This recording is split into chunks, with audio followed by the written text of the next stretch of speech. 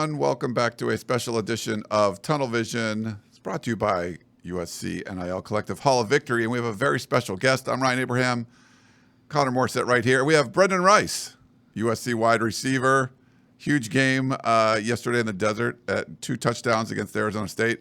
Brenden, thanks so much for coming on and joining us. I appreciate you guys for having me. Yeah, you're all back? Everything okay? Back from the desert?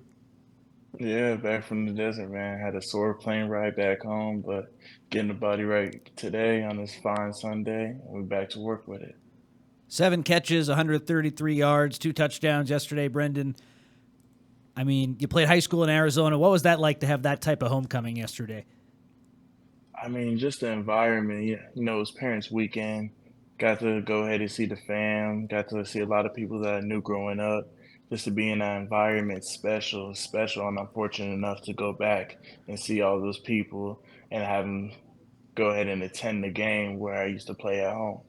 We got to see you after the game a little bit, and you were all smiles. You're talking about playing in front of the family and everything. Hamilton Husky, right? Hamilton Husky High School.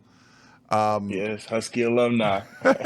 we are so House of Victory has been setting these interviews up. I believe you were the 4th USC football player we've done this with, and I want to kind of get your thoughts on especially you have family that's out of town. How has House of Victory sort of helped you and get your family to be able to go to games? Obviously, a lot easier when you're playing in Arizona, but how have they kind of helped you out throughout this process? I mean, House of Victory has transformed the NIL. NIL isn't just about the big aspect of making money, I would have to say. It's about just having your family present at your games. A lot of families aren't able to come to every single game, and they enable others to go ahead and bring out your families. And your family means everything to you. To play in front of your family gets you that extra boost of motivation, shows you what you've been working so hard for, and it's a blessing. We're thankful for that. What's it been like talking to some of the guys on the team who maybe their families weren't coming to games in the past and now they're able to? What has that done for team chemistry? And are guys pumped for the most part that a lot of them are now playing in front of their families than when maybe otherwise they wouldn't have been? I mean, most definitely. Goes back to the part where I just said, like, a lot of these guys need that extra motivation to see what they've been fighting for, hard for, going out, doing these 2-a-days during summer, doing the little things right, doing the extra things so they can go ahead and perform on Saturdays, and it shows up on Saturdays, and then having your family present, it's that extra boost of motivation to go ahead and strive for that next level.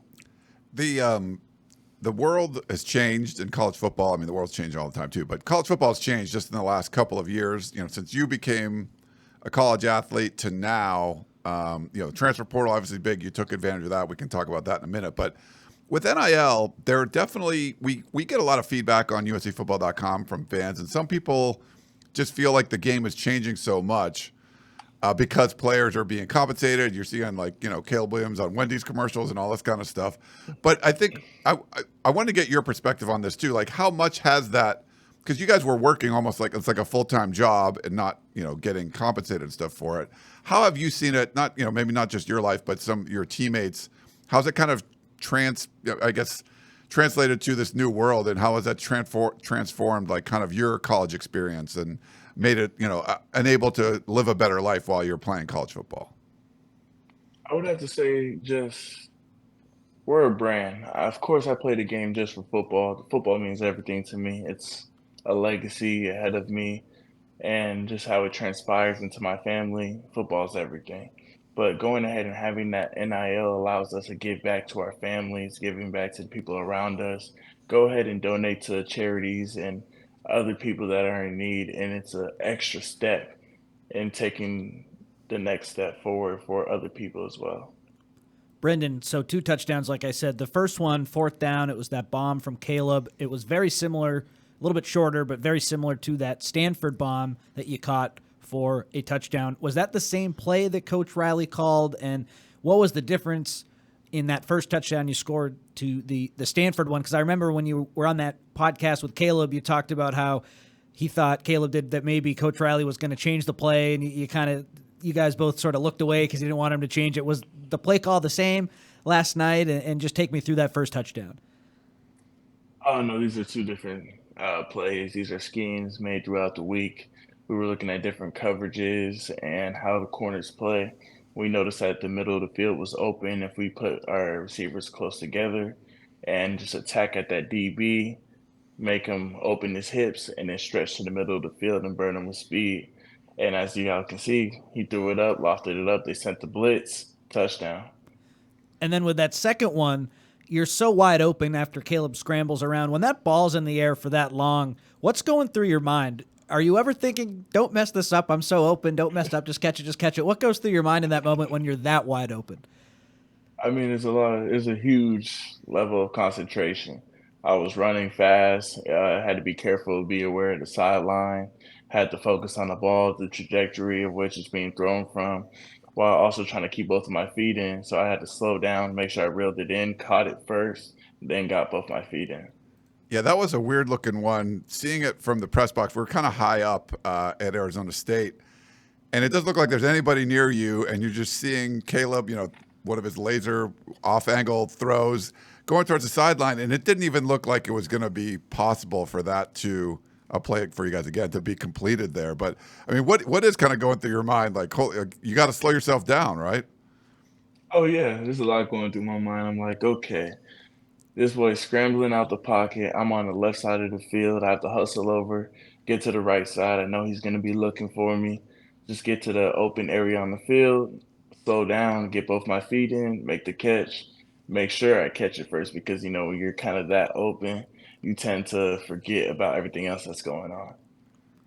Yeah, it was funny. Oh, real quick, I remember the Taj Washington one. He's got you by 1 yard, by the way. He has a 76-yarder. You have the 75-yarder. So, oh yeah. So you are second on the team in receptions with 12.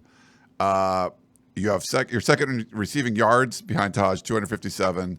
But you have first in touchdowns. So you had two of them, two more. So 5 touchdowns. You've had a touchdown in every game, 5 in a row, right? I think going back to the 2 you had in the Cotton Bowl. But I remember asking Taj about that too. He was, if you're like just wide open, like how do you like it kind of can screw up your concentration that you don't have anybody like around you to sort of impact the play. It's like all you and the ball. I mean, it's huge. When you're wide open, like you lose all concentration, so you have to zone back in and go ahead and focus on that ball. And honestly, if you can just zone out everything, it's really a beautiful moment because in the stadium it just goes quiet. You can hear the gasps. And then as soon as you make that catch, it seems like everything just goes dead for a second and just goes back up. Brenden, we get so many questions about speed on this team, and we had Damani Jackson on, and he said that you would have made the 4x100 USC football team if he was picking, but he also said that he was faster than you were, and he said Brenden doesn't say he's faster than I am around me. The floor is yours if you want to respond to that. Who is the fastest player on the team, and is there a little bit of a rivalry brewing between you and Damani for that title? Oh, man. Look, we go to one-on-ones.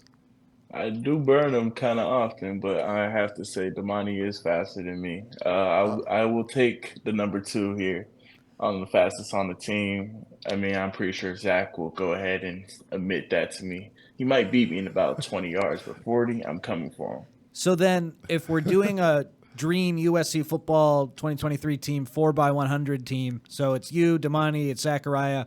When we asked Damani, he said Raleek Brown was the 4th member on the team. Is there someone else that comes to mind, or do you think Raleek would hold down that 4th spot too?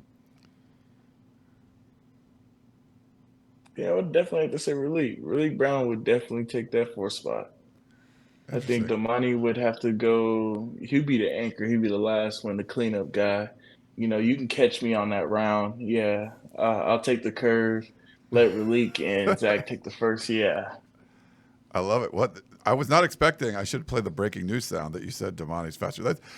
I mean, it's kind of funny. Hey, he's ran 100 meters. Like he was a track athlete. I only did 1 year of track. And the only reason I did track was because people believed I wasn't that fast. So I was like, okay, I was this kid that was 215, very bulky. I had long strides, wasn't really used to my body at the time. But I was like, okay, I'm gonna go out there and prove you guys wrong. I went from like a 11.4. They didn't know how to get out the blocks at all. And they were like, Brenden, honestly, just run. You're gonna get used to it.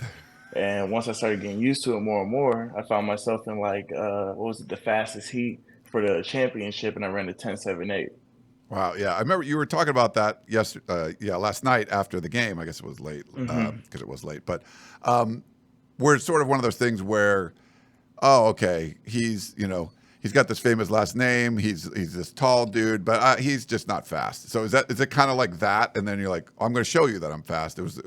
It sounded like there was someone like poked the bear a little bit. And you're like, no, I'm going to prove to you that I'm fast. Oh, yeah, most definitely. They poke the bear. Anything I put my mind to, I try to go ahead and not what I just do it out of respect or like out of just trying to prove people wrong. I do it for myself to prove it to myself. So I went out there, I worked on some of the things that I had to fix about my strides, about my running form, and I got faster throughout the year. Brenden, returning to Colorado this weekend, we saw Eric Gentry last night go back to ASU. You're going to go back to your old school. Are you excited for that? What are you looking forward to about this big matchup? Deion Sanders, of course, the biggest coach in college football right now. Everyone's talking about him. How excited are you for the matchup? I'm super excited just to go back to Colorado. It's a blessing. That's my old school, so just being there in that stadium is huge for me. And then you have Coach Deion Sanders. He gives crazy morale to his guys, allows his guys to come together. He's going to put the best amount of guys out there with a dream and a vision. And to go up against that, they're a well-disciplined team, and I can't wait to go. It's kind of a unique situation the way Lincoln Riley sort of put this roster together. You already played Stanford. Austin Jones, he played there. Had a long career there. With Arizona State, you had a couple players. Connor already mentioned like Eric Gentry, and you've already played at Colorado. I think I have a picture of. Let me see if I have one of the Colorado game. Yeah, from last year. What is that sort of like? And do you still have a lot of friends, or it could be people that are on the team or coaches, or and one that just works around the program? Like, what is that sort of like? That's kind of a second homecoming in a row for you. I mean, it's huge. This one's a little more personal to me. Being my old school, I have a lot of love for Colorado. I have a lot of love for the Buffs, and just to go back out there and go against Deion and go against Shador and Shiloh and all these great players. I can't wait. There's a lot of great names over there, and I can't wait to play them. Playing for Lincoln Riley is, of course, amazing. Let's just say, for whatever reason, you go back to when you were in the transfer portal. Say Colorado hired Deion Sanders back when you were in the portal and you elected to stay. What would it have been like for you to have played for Coach Prime? Playing for Lincoln Riley, I want to ask you about that, but just for Deion Sanders, a lot of the guys on this team, that's got to be pretty cool for those Colorado guys. What do you think that would have been like for you playing for a legend? Just playing for another legend, man. I mean, shoot, my pops and him went at it multiple times. And I used to always just sit back and watch their tapes and try to study certain things and takeaways and add it to my own game. And both of them were just dogs. They were the best at what they do. They go out there every single day and give it all they got. And that's what I aspire to be. So just going ahead and playing for Deion Sanders, I would have to say it'd be legendary. But, it's still fight on over here. That's an interesting dynamic that, your dad and Deion, two of the best to do it, Hall of Famers at their positions there. Have you talked to, your dad about Deion and the impact he's had on college football? They're hyping up your game next week. I know Colorado didn't do that well against Oregon, but it's changed the game. I think it's helped the Pac-12. There's a crazy last year in the Pac-12, but it seems to have a very positive effect on college football. He can be a polarizing person, but have you guys had conversations about that and what, how the impact he sort of had on college football? Oh, of course. I mean, Colorado was my first love. As soon as I came over that mountain and looked into the city of Boulder, I knew that I wanted to be there. I wanted to play at Colorado and all the above. But just the impact that Deion has had on that town, man, he's turned it around. Fans are back, bought into it, and just the community, the atmosphere, that's what's really getting it going. Because that community, that atmosphere is what we needed as a football team to grow. And now that he's done it and just seeing him do it, it's legendary. He literally turned it out, and within, 6 months, he turned it around. So kudos to him. We appreciate you answering those, Brenden. But anyway, let's get back to USC. So when you're in the portal, Lincoln Riley calls you. What was your first reaction when he starts recruiting you? And Then when you tell your dad that Lincoln Riley wants to bring you to USC, what was his reaction too? My first reaction, just being in that portal, as soon as I hopped in, 10 seconds later, it's about 11 o'clock at night. Lincoln Riley hops on the phone with me. I'm like, wow, okay. Like, this is surreal. He wants me to come play for him. He wants me out on a visit the next week. I go on my visit. I already knew I was going to love it. Like, it was everything I aspired to be. And when you get a chance to play for a coach like Lincoln Riley and Dennis Simmons, you got to take that chance. They have transformed the offensive scheme, and then being with Dennis Simmons is a true receiver mind. So just going ahead, and he's going to go ahead and help me transform and help me be what I aspire to be. So of course you got to want to play for that. The watching what Lincoln Riley's been able to do. Obviously, USC was 4-8. You guys won 11 games last year. You guys are 4-0 right now. Top 10 program and all that. I mean, it's great. And I think you've seen. We talk about what Deion's done, turning their things around and winning games and everything. But to get that many new players coming in, you were a new player. And you had a bunch of players that were still good, that were on the roster. A lot of turnover, a lot of new coaches.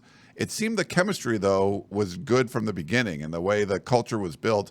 I don't know if you can talk about that a little bit, just how that was sort of put together, and specifically for you.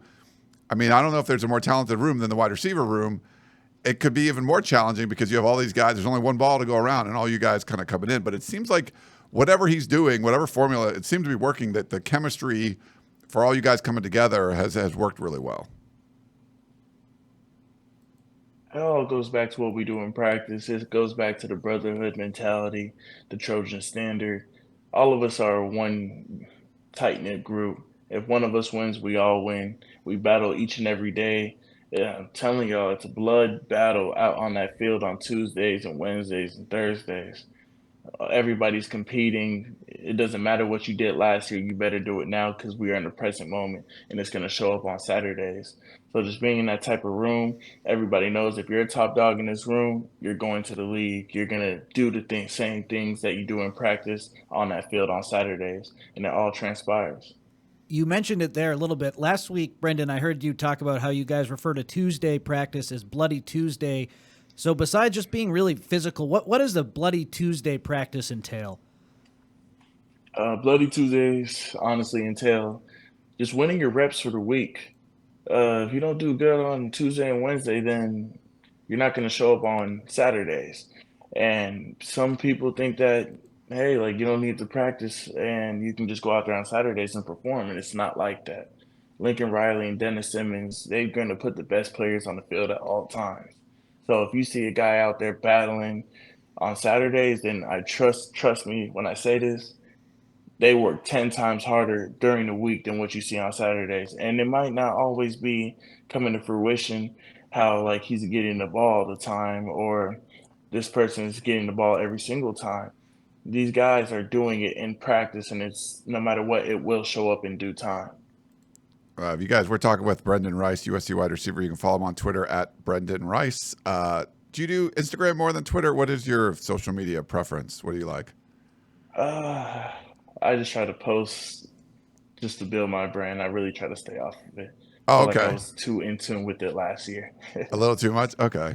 One of the questions I kind of asked some of the players yesterday after the game, or I asked Caleb Williams at the press conference, when you guys got a play in at ASU, and like the road environment, it was definitely, it was a challenge. And there's some comparisons to what you guys saw against, Oregon State last year. But it seemed like there was a lot of sort of pre-snap issues where it was just hard to kind of get the play going. Like, is that frustrating when you're a wide receiver? You're like, hey, we want to get this going here. It just seemed like to get into the play was a little more difficult than maybe it was before. I don't know if it was the road environment or what you felt that was attributed to. I would have to say just mental errors. We practice loud environments during the week, and it has to show up on Saturdays. We're doing the right things during the week, and Coach Riley has prepared us time and time again. I mean, shoot, we've been doing it for the past 3 or 4 weeks. But when we go on the road, we got to go over here and do what we're taught to do what we've been trained to do so it shows up on Saturdays. And we got to go back and correct that. What was Coach Riley's message to you guys after the Arizona State game, Brenden, and what do you think the offense can improve on this week in practice? I mean, 70% of the teams win at home. 30%, go ahead and take it. And being that road warrior, that road dog, it's hard to go take something from another team. And we did just that. So we're gonna go ahead and raise that victory symbol up high. And we're gonna go back and correct the things that we need to correct and focus on what we have to get through next week. All right, Brenden, we have, unless you have anything else, Connor, we have some questions from members of the Peristyle or message board over at uscfootball.com. You want to answer some fan questions before we let you go? Would that be all right? Let's do it. All right.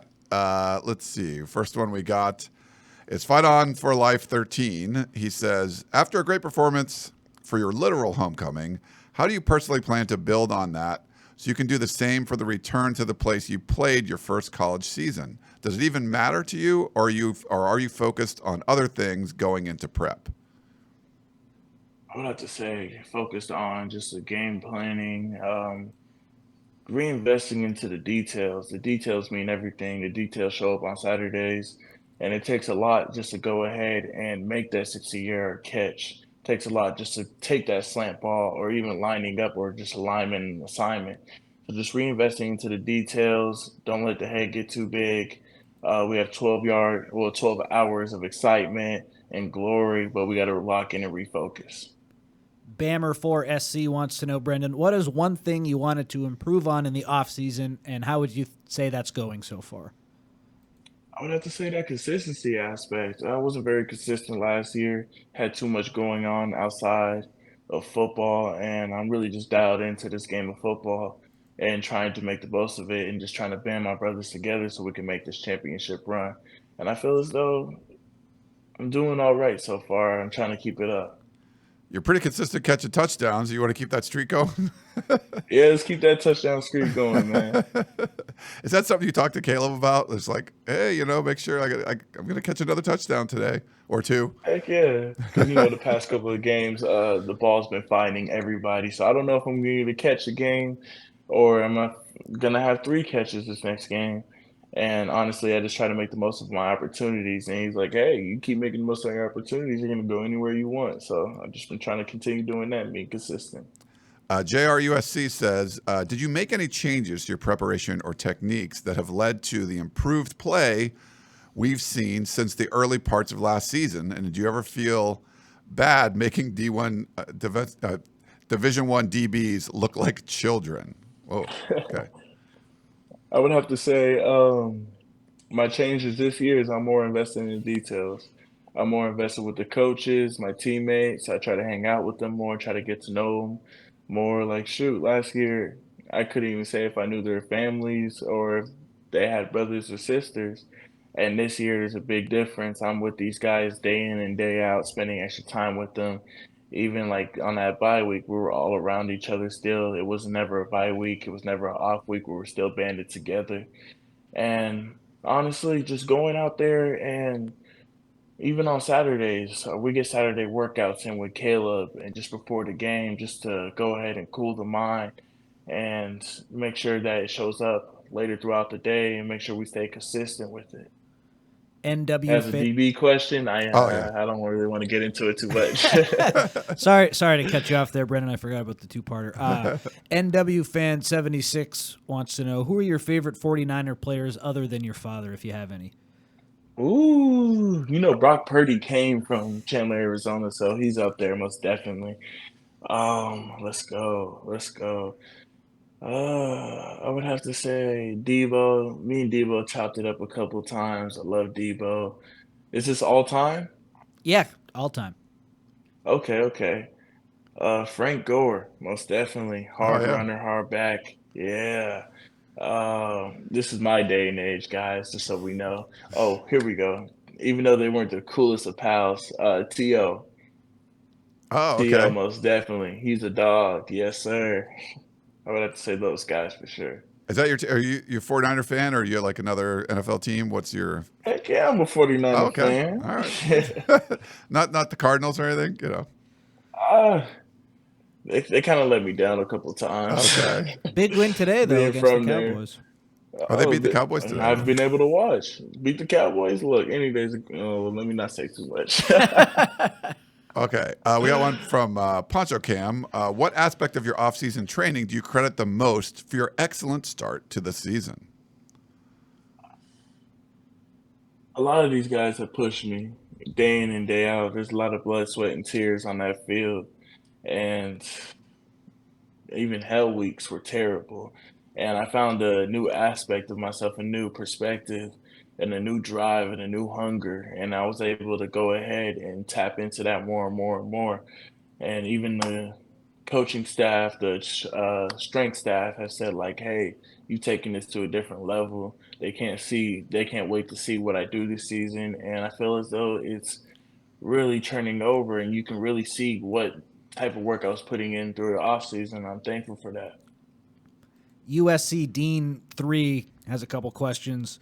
We've asked some guys similar questions, so it's okay if you don't want to answer this one. Who is the toughest defensive back you face in practice?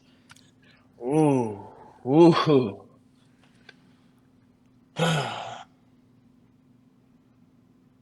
I would have to say, man, all of them are good. All of them got different flavors to their game.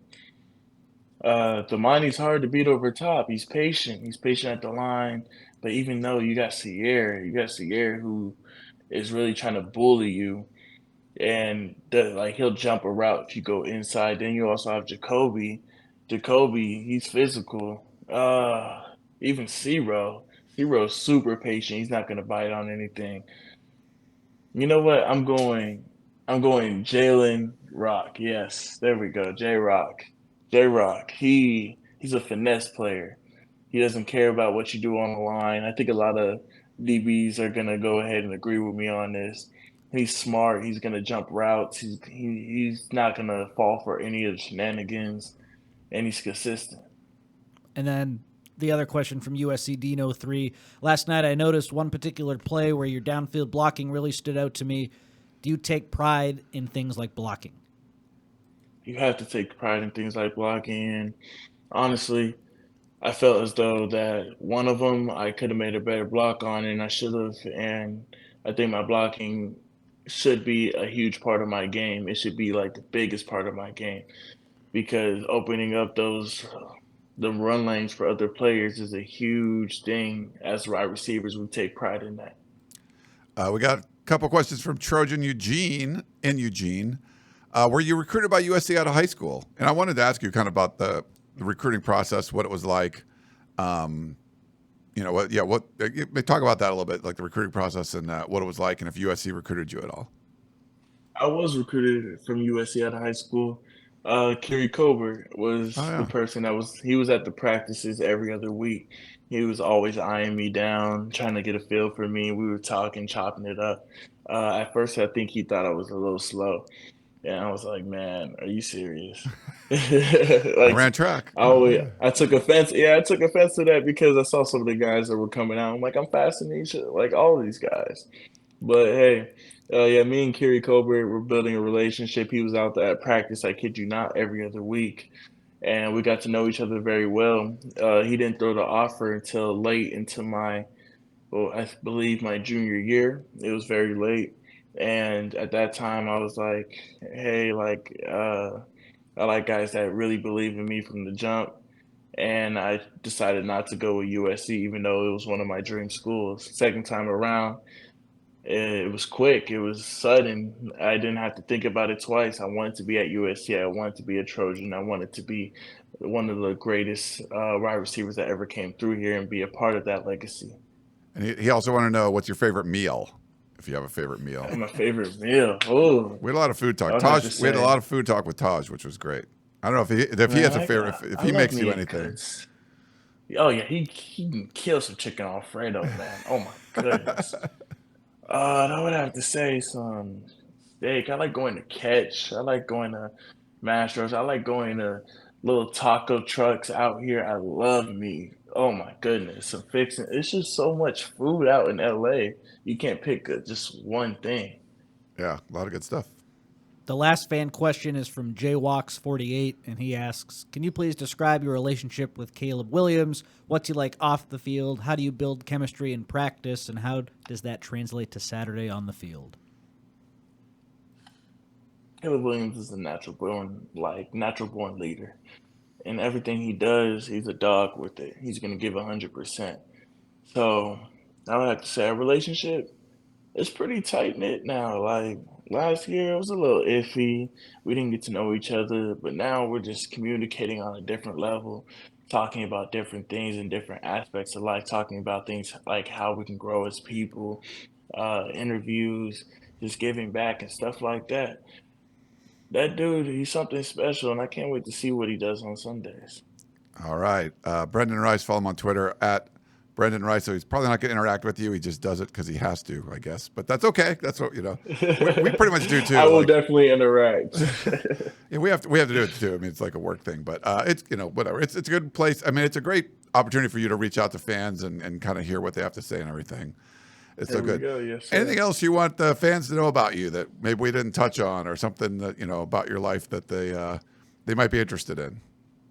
I would have to say, man, I love going to the beach. I love going out and just having my downtime, being able to just clear my mind, and just being able to give back to the community. If there's anything I can do, please invite me. I will definitely come. Nice. All right. Well, Brenden Rice, thanks again. Thanks to House of Victory, too, for setting this up. But thank you so much.